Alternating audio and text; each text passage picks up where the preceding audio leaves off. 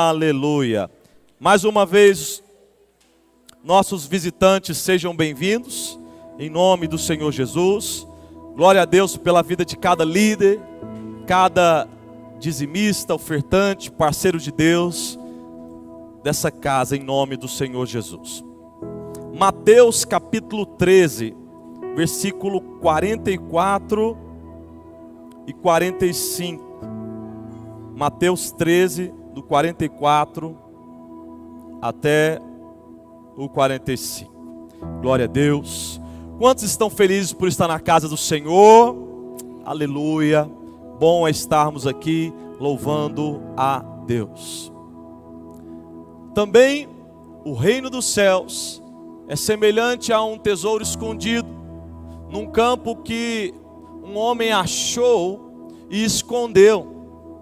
E pelo gozo dele, ele vende tudo quanto tem e compra aquele campo.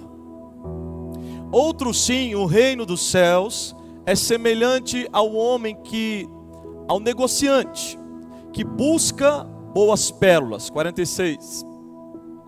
E encontrando uma pérola de grande valor, vendeu tudo quanto tinha e comprou-a. Até aí. Feche os seus olhos, irmão, irmã. Deus em todo tempo está falando. Deus em todos os tempos está se movendo. Ele fala conosco em sonhos. Ele fala usando um amigo. Ele fala usando um vizinho. Ele fala usando uma música. Mas nós precisamos estar atentos à voz do Senhor. Porque ainda que você tenha se esquecido de uma oração que você fez há muito tempo atrás, o Senhor não se esqueceu de nenhuma das suas orações, dos seus pedidos. Por isso atenta o teu coração, para que o Espírito Santo possa falar, ministrar, curar, trazer o equilíbrio, a graça, a sua presença maravilhosa. Meu Deus, muito obrigado por estarmos aqui nesse culto nessa noite, desimpedidos. Nós podemos sair das nossas casas, podemos entrar, comungar, abraçar os irmãos. Até um dia desses nem isso nós podíamos fazer. Podemos até entrar, mas não podia abraçar. Hoje, ó Deus, nós estamos livres para fazer tudo isso novamente. E nós queremos um coração quebrantado, voluntário na Tua obra, para fazer a Tua vontade. Por isso eu peço que o Senhor ministre ao coração de cada um. Se tem alguém que está com os pensamentos acelerados, pensando num boleto, pensando em planos, pensando no que não deu certo, no que pode dar certo ou não, acalma o coração do teu filho, da tua filha, meu Deus, e coloca o gozo, a alegria só de estar na tua casa buscando. E que em nome do Senhor Jesus, em adoração, Ele possa receber da tua semente, da tua palavra. E que o teu Espírito possa trazer resposta, possa trazer cura, libertação. Possa, ó Deus, abençoar, ó Deus, cada família aqui representada nessa noite. Não somente os que estão presentes, mas aqueles que também que nos assistem em suas casas, ou que assistirão essa palavra em um outro momento. Em o nome do Senhor Jesus nós oramos. Amém, amém e amém. Alguém pode providenciar uma água, por gentileza? Amados, nós vamos nessa noite meditar um pouquinho nesse texto que nós acabamos de ler. Mas eu gostaria de fazer uma intercessão, ou uma introdução, falando sobre a grandeza do ser humano, do ponto de vista de fazer coisas incríveis. Quem já fez alguma coisa assim que realmente hoje você vê que foi algo incrível? Alguém já fez? Ninguém?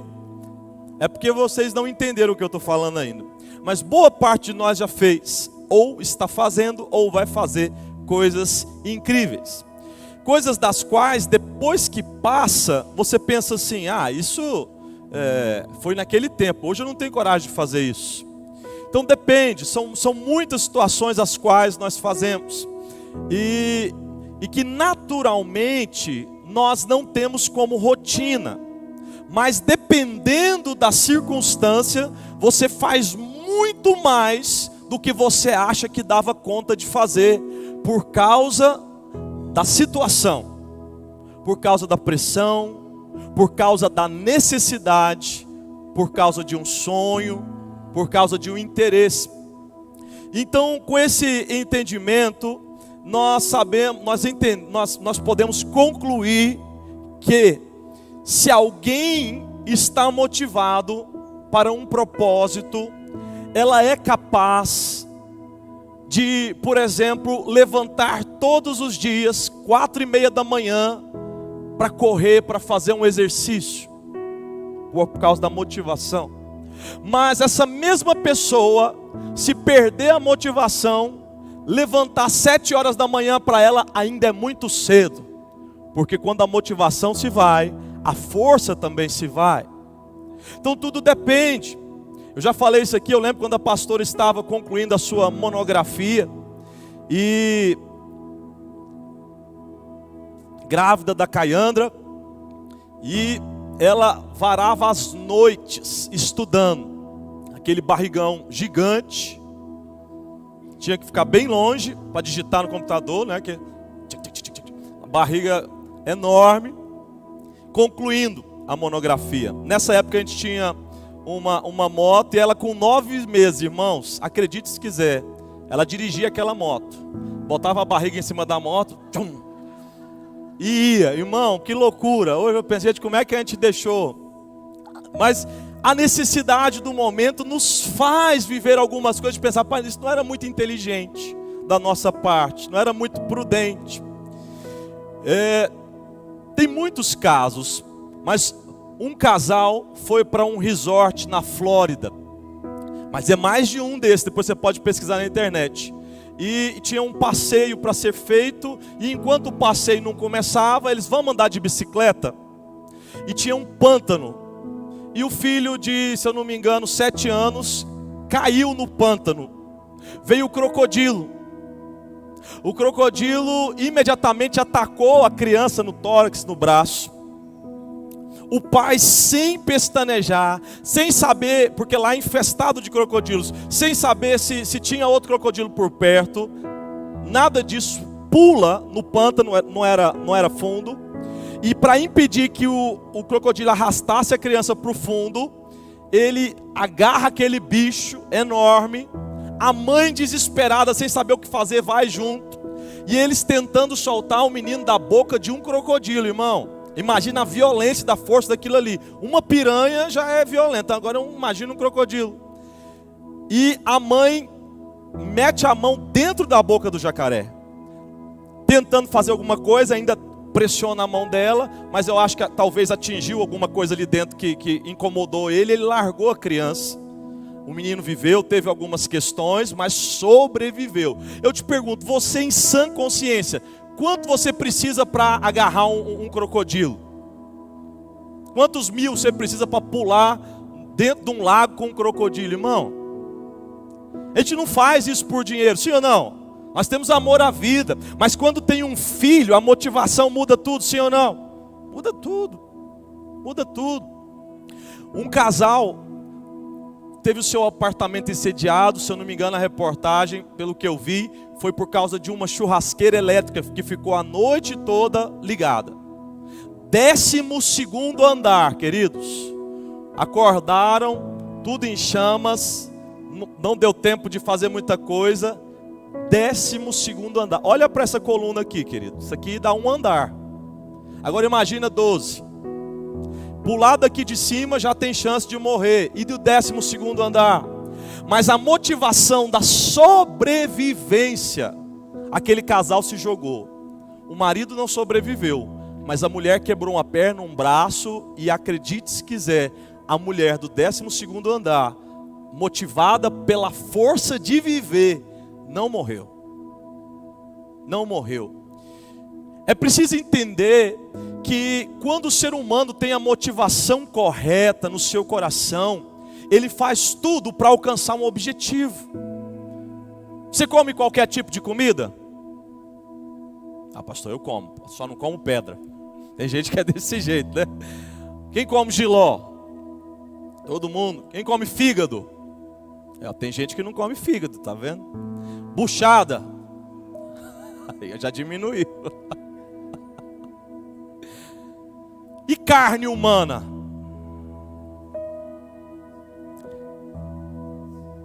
Se estiver bem temperado, pastor falou. Brincadeira. Teve aquele acidente, se eu não me engano, foi em 1972. Nem tinha nascido.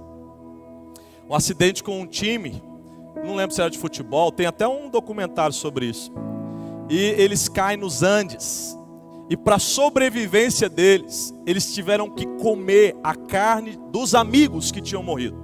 E demorou, não sei se foi ano, não lembro quanto tempo não, mas muito tempo. E eles ficaram sobrevivendo à custa de carne humana. O que eu quero nessa rápida introdução mostrar, querido, é que se nós não estamos orando como convém, buscando a Deus como convém, não é porque nos falta força, é porque nos falta uma motivação adequada. Se nós não estamos realmente nos envolvendo com Deus, com o Espírito Santo, não estamos realmente acreditados da vinda de Jesus nas nuvens, não é uma questão de ter menos força que o irmão da direita ou da esquerda. A questão é uma grande motivação que vem através do nosso ponto de vista, através do que realmente acreditamos, através do que realmente estamos buscando. Medos, limites, todos eles podem ser superados através de uma boa dose de quê? De adrenalina, acompanhada de uma motivação válida, como por exemplo, salvar o filho da boca de um crocodilo. Ninguém vai fazer isso. Ninguém vai ter essa competência de lutar com um bicho daquele. Mas que para salvar uma pessoa que você ama, você está disposto a morrer. Você está disposto a sacrificar. E na escalada da vida, nós tentamos muitas coisas. Umas a gente consegue manter, outras não. Mas quando se tem a motivação certa, na hora certa, o que importa não são necessariamente os picos, mas a constância na vida. A sua constância dentro do seu casamento em relação à esposa, a sua constância dentro do ministério, a igreja, nos seus negócios, tudo que envolve a sua vida. Por exemplo, quem já começou uma dieta e parou, além de mim? Quem depois começou outra dieta e também parou de novo, teve que mudar? E outra? Porque o que acontece? Uma dieta, ela só é boa para mim se ela se tornar um estilo de vida. Tudo aquilo que você não consegue transformar em um estilo de vida, é uma questão de tempo que você abandona. Não vira hábito. Então oração, não é de vez em quando eu orar, você abandona, perde a força. Ainda que ore menos, mas você tem que manter um estilo de viver. Eu preciso aos poucos ir me adequando, porque isso vai ser saudável para nós. Posso ouvir um amém? Isso vai ser bom para o meu coração, vai ser bom para a minha vida com Deus. Eu lembro uma vez que eu fiz aquela dieta cetogênica. Alguém já fez dieta cetogênica? Aqui, uma pessoa.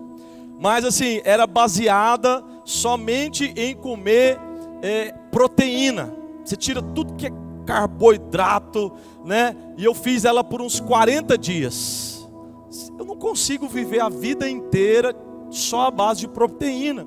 Depois eu tive que desfazer. Tem gente que vive, viu? Tem pessoas que aderem a isso e vai. Não sei qual é o resultado final desse negócio, mas tem gente que vive. Mas o que eu entendi é que se eu não tiver algo que realmente possa fazer parte da minha rotina, dentro daquilo que é o período de trabalho, dentro daquilo que é o período de férias, na minha vida como um todo, acaba que você desmotiva, você para, você não consegue manter por muito tempo.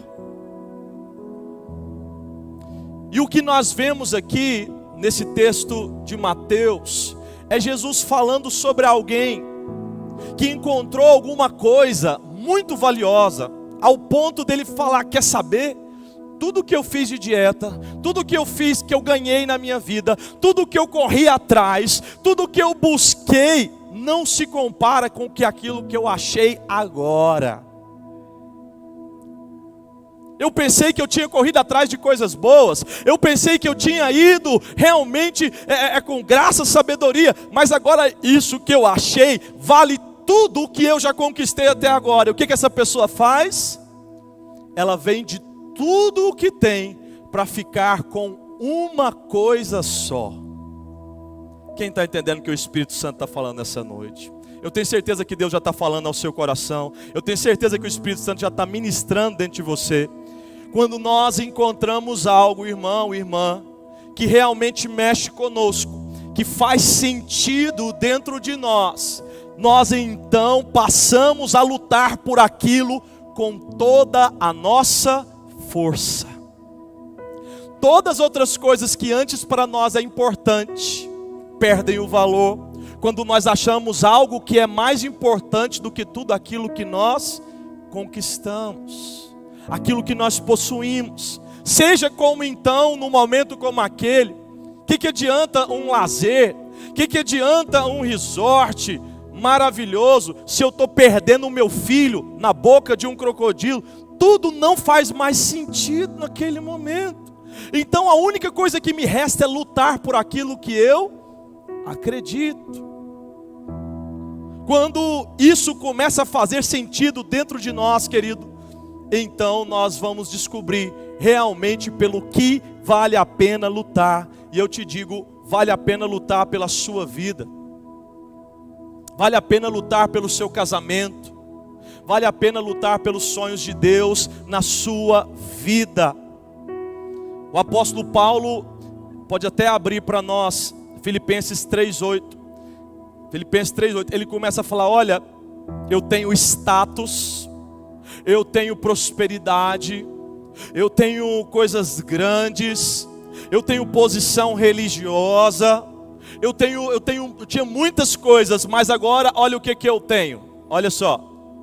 E na verdade tenho também por perda tudo isso que eu estou falando, todas as coisas, pela excelência do conhecimento de Cristo Jesus, meu Senhor, pelo qual sofri a perda de todas essas coisas e as considero como escória, refúgio, esterco, para que possa ganhar quem? Para que possa ganhar a Cristo. Interessante, querido, que Paulo dá um entendimento de que não é simplesmente saber sobre Jesus, mas num peso de que todas essas coisas ele coloca como segundos planos para poder ganhar a Cristo. Por mais que Jesus tenha feito tudo pela graça, ou melhor, a salvação é pela graça, um preço foi pago, e eu preciso entender que um preço da minha parte, uma renúncia, precisa ser encontrada em mim, para encontrar o conhecimento de Cristo. Se você pesquisar, você vai descobrir que existem muitas religiões, e muitas pessoas fazem coisas boas pelo próximo. Não é só os crentes, não são apenas os cristãos. Muitas pessoas gostam de ajudar pessoas, muitas pessoas, mas não é sobre isso. É sobre conhecer a Jesus que realmente importa. Porque por mais que a pessoa possa aparentar humildade, a verdadeira humildade só vai nascer no coração do ser humano quando ele de fato encontra Jesus. Só a partir do momento em que o homem encontra Jesus é que ele então reconhece a sua pequenez. E é sobre isso que Paulo estava falando. Olha, eu era religioso, eu tinha tudo, mas depois que eu vi o que Jesus Cristo fez por mim na cruz, depois que eu entendi que tudo o que eu fizesse de nada adiantaria, que ainda que eu desse o meu corpo para ser queimado, vendesse os meus bens para dar aos pobres, sem amor, sem Jesus, de nada, não ia adiantar nada, é perca de tempo. Ia jogar pérolas aos porcos, não ia ter valor. Não ia ter valor.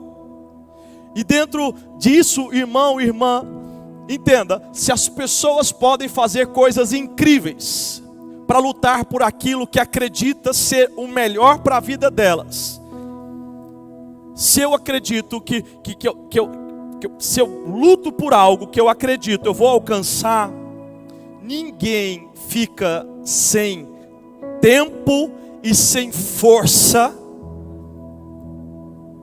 para lutar com aquilo que acredita. Resumindo, você sempre vai ter tempo e força para lutar pelo que você acredita. Eu estou sem tempo para aquilo que você não quer, para aquilo que você não precisa. Eu não estou a fim de encarar uma briga com um crocodilo. Mas agora com essa situação eu vou fazer o quê? Eu vou arrumar tempo para brigar com um crocodilo. O crocodilo entrou na minha vida, eu não tinha nenhum plano. Eu nunca ia dar um tempo meu, 1 minuto sequer, para uma briga com um crocodilo. Mas agora o crocodilo entrou na minha vida.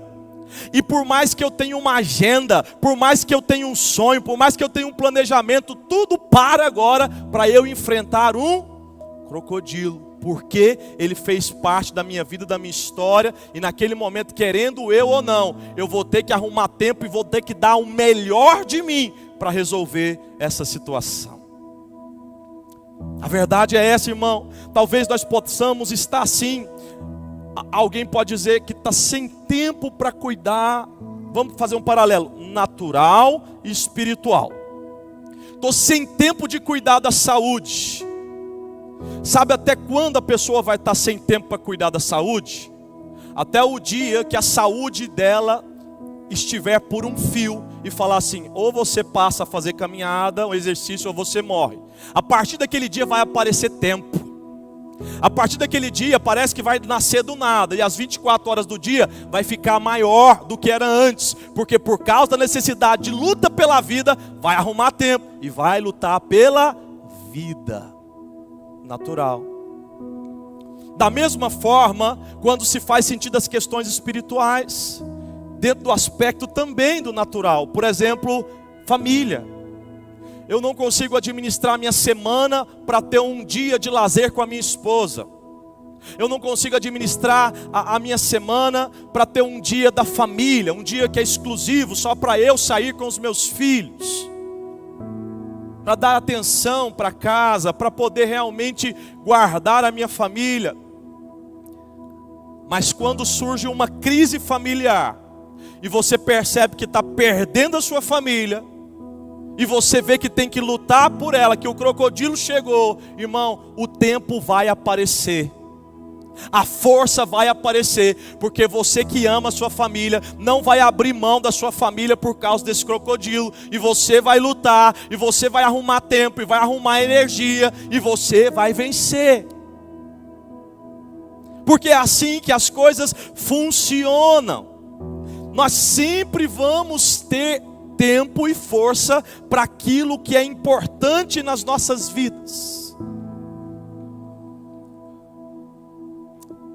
Nós sempre temos um convite de oração, a pastora já avisou, segunda, quarta e sexta. E nós motivamos a igreja: arruma um tempinho, vem orar na casa de Deus. Tem domingo de manhã, tem quarta-feira 6h30, tem segunda, quarta e sexta 15 horas. E louvo a Deus por todos vocês. Mas quando não se atende a um clamor, não necessariamente desse, mas até mesmo em casa, isso fica uma questão muito particular sobre o nosso tempo de oração. Não se trata de não ter tempo para orar. Se trata de, no meu ponto de vista, eu não achar tão importante das minhas 24 horas tirar um período de oração. Enquanto eu não acho importante orar, não haverá motivação no meu coração, não haverá força no meu coração para dobrar os joelhos, gastar 15, 20, 30, 40, 1 hora de oração na presença de Deus. Porque para mim não é importante, não tem um zelo, não tem alguma força ali que realmente, não, mas por que isso realmente é importante? Isso não faz sentido na minha alma, não faz sentido no meu coração. Então por isso eu não vou gastar energia com aquilo que eu não acredito. Sim ou não, igreja? Talvez você hoje convidou alguém para vir na igreja. Sei que os nossos líderes estão fazendo esse trabalho também. Glória a Deus pela sua vida. E talvez alguém disse assim para você: não, eu não vou na igreja hoje. Eu não vou na casa de Deus hoje, vamos dizer assim, né? Escute.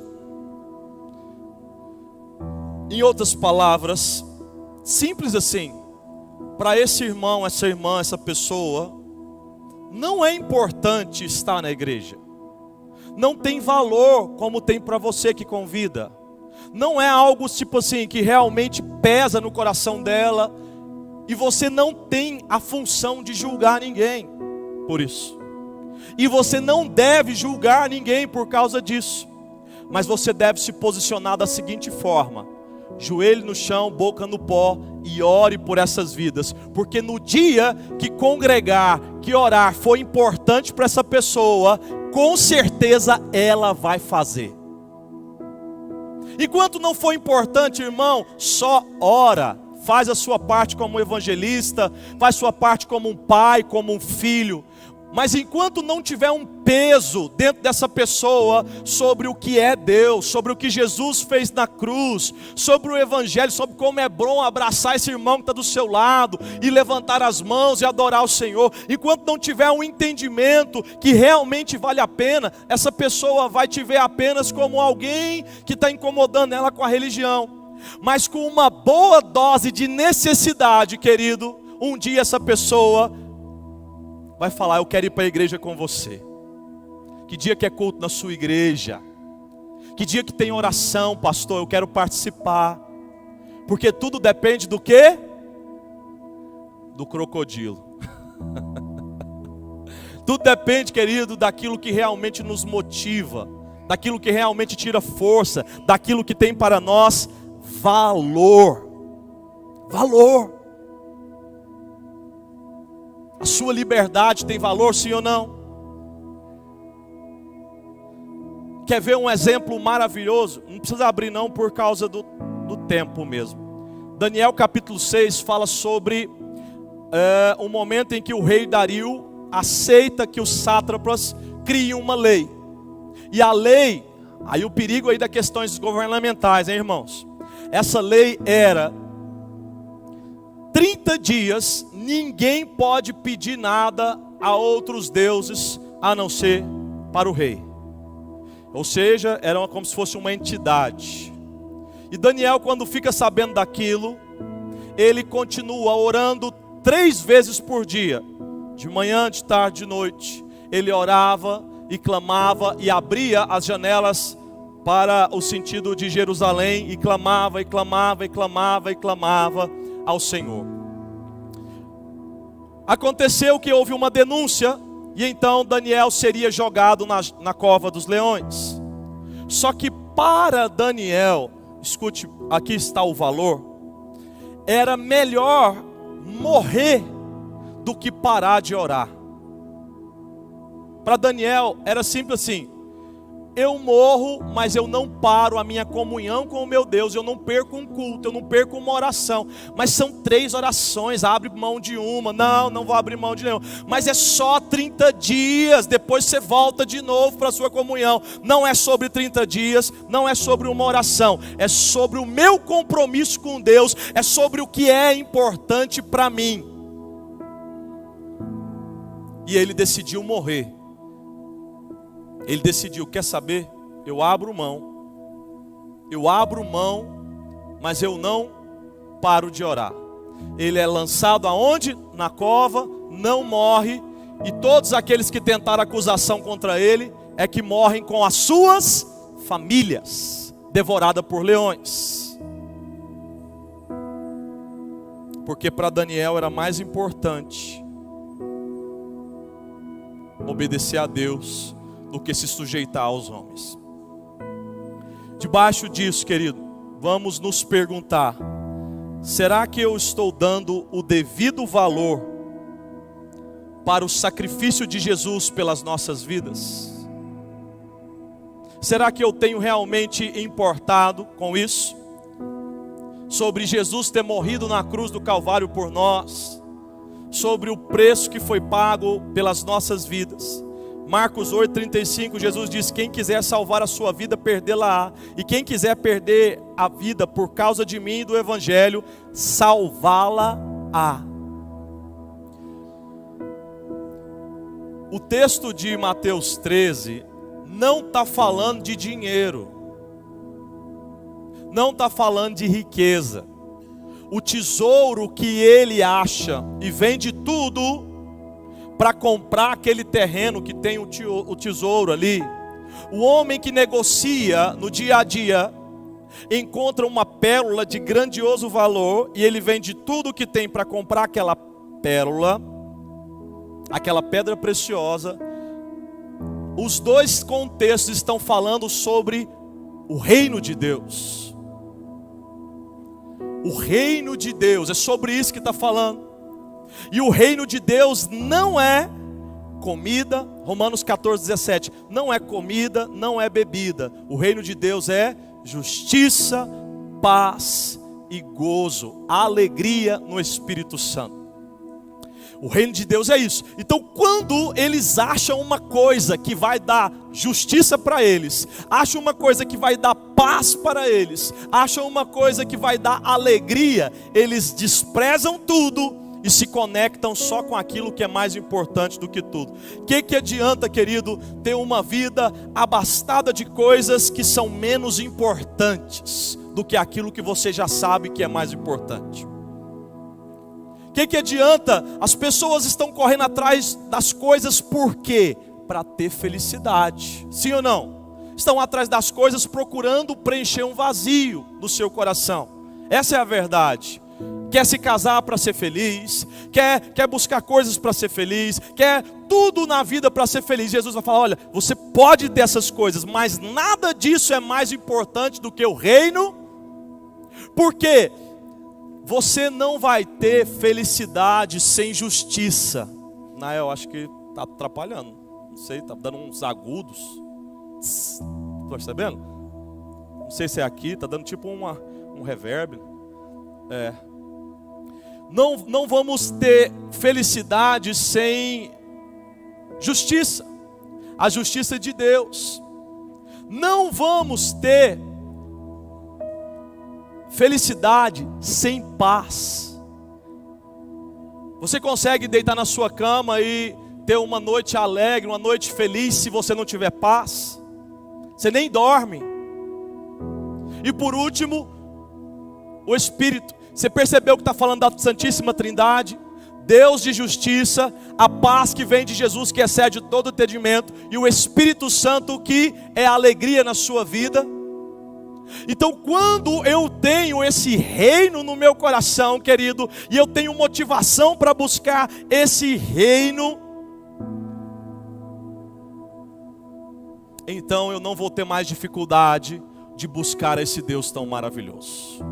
Eu não vou ter mais dificuldade de falar: quer saber, Senhor, um dia essa vida vai passar, tudo vai passar, tudo que eu tenho, glória a Deus, mas não é mais importante do que o teu reino. E aí por isso que Jesus fala: olha, desde os dias de João Batista, para se ter esse reino do qual eu estou falando, é preciso de esforço, é preciso de luta, é preciso combater, é preciso perseguir, é preciso guerrear de fato pela nova vida em Cristo Jesus. Não é só saber, é preciso lutar, é preciso possuir. E ninguém vai lutar sem motivação. Ninguém vai arredar o pé da sua casa 6 horas da manhã. Ninguém vai acordar cedo sem motivação. Tem que ter uma motivação, mesmo que seja o dinheiro, mesmo que seja o ganho, mesmo que seja o sonho, o plano. Você só faz o que faz motivado. Tanto é que quando a pessoa perde toda a motivação geral, o que acontece? A crise da ansiedade chega à depressão. Aí vem remédio, tarja preta e nada mais resolve, porque a motivação se perdeu em algum lugar e as coisas se vão. Assim está o mundo. Agora eu e você hoje, o convite do Espírito Santo por essa palavra é: ore até que você esteja motivado pelas coisas de Deus. Ore até que você realmente encontre força de entender que a sua vida vai passar. Como o apóstolo Paulo, que era um cara lutador, batalhador, mas no dia que ele encontrou Jesus, ele falou: quer saber? Tudo isso aí que eu estava fazendo, era louco. A grandeza de ter a Cristo é incomparável a tudo isso que eu possuía antes. Eu considero isso como refúgio, escória, esterco. Porque ele entendeu a grandeza de se ter Jesus. Como é que, eu não sei se alguém tem essa experiência ou está passando, querido, mas quando se tem um filho preso nas drogas, como é que se luta por esse filho? É uma batalha violenta dentro de casa. É uma batalha violenta que os pais começam a enfrentar quando se tem um viciado dentro de casa. Toda a família entra em guerra. Toda a família entra em desespero quando as coisas começam a acontecer. E não importa se lá fora tem alegria, se lá fora tem compras, se lá fora tem sonhos. Quando se tem uma crise dessa natureza, querido, se arruma tempo para lutar, se arruma qualidade para investir, dá um jeito, mas porque aquilo se torna uma prioridade, se torna importante para não perder o filho a quem se ama. Nós queremos e precisamos entender, sim, amados irmãos, que existem sonhos e promessas de Deus grandiosas para se cumprirem. Todas vão se cumprir, mas nunca torne a sua promessa mais importante do que estar com teu Deus. Nunca deixe que uma promessa seja mais importante a coisa do que o seu relacionamento com Deus, a sua intimidade com Deus. Porque quando tem essa motivação dentro de nós, irmãos, ainda que a gente perca as coisas, você vai continuar com Deus. E quem tem Deus tem tudo. E quem não tem Deus não tem nada. Porque o tudo sem Deus é nada. E o nada sem Deus é tudo. Tessalonicenses, 1 Tessalonicenses capítulo 4, versículo 4. O Ministério de Louvor já pode subir, inclusive, por favor. Diz assim: cada um saiba possuir o próprio corpo em santificação e honra. Essa versão 1, 2, 3 e vamos ler. Que cada um de vós saiba possuir o seu vaso em santificação e honra. Deixa eu te falar algo importante. Saber é uma coisa, possuir é outra. Muita gente sabe, mas não possui. É diferente. Sabe do direito, mas não vai atrás. Sabe o que tem que fazer, mas não faz. É diferente. Pastor Márcio, muita gente sabe e outros saberão sobre a vida eterna, mas somente alguns vão possuí-la. Porque possuir a vida eterna é diferente de saber da vida eterna. Muitas pessoas, e a maioria do planeta, tem o entendimento que a vida não acaba aqui. Mas o que está em pauta é o que Jesus fez na cruz. É mais importante do que tudo que se possa ter nessa vida. A minha pergunta é: você está disposto a lutar por essa nova vida que Deus já te deu? Ah, pastor, estou meio desmotivado. Ah, pastor, eu sei da eternidade, mas eu não consigo me envolver com a Bíblia, eu não consigo me envolver com a oração, eu não consigo me envolver com os jejuns, eu estou aqui, pastor, me ajuda. Então, é Deus trazendo resposta para nós todos aqui. O que cada um precisa é de uma boa dose de motivação, e pode ter certeza que você vai lutar com toda a sua força, porque quando chega a motivação, querido, seja